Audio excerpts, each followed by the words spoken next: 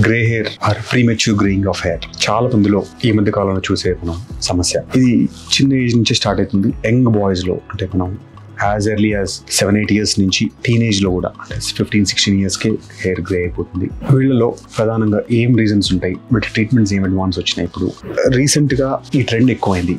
ఎందువల్ల స్పెషల్ గా younger individuals లో గ్రేయింగ్ వస్తుందంటే దానికి మెయిన్ కారణము డెఫిషియన్సీస్. అది వైటమిన్ డెఫిషియన్సీ ఉండొచ్చు, మినరల్ డెఫిషియన్సీస్ ఉండొచ్చు, కామన్గా B12, కాపర్.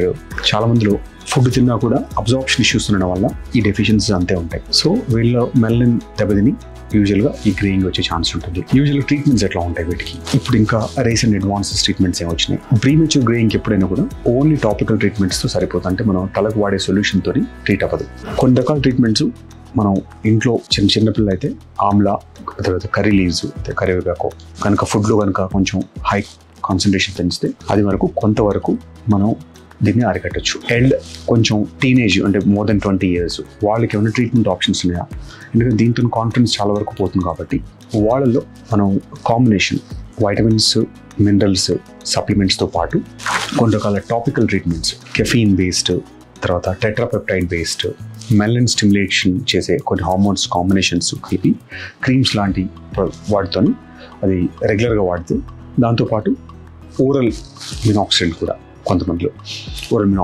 కొంతమందికి మనం సజెస్ట్ చేస్తాము. ఇది కాంబినేషన్ చేసి ఈ మధ్య కాలంలో ఇంకా ఒక న్యూ డ్రగ్ కూడా వినపడుతుంది మార్కెట్లో. దాని పేరు GR7. ఇది US లో ఎక్కువ వాడుతున్నారు. దీన్ని కూడా చాలా ఎఫెక్టివ్గా యాంటీ గ్రేయింగ్ కోసమే దీన్ని చెప్తున్నారు. ఇంకా 100% మనకు FDA అప్రూవల్ రాలేదు ఇంకా, బట్ GR7 కూడా is proven to be very effective treatment for greying of hair.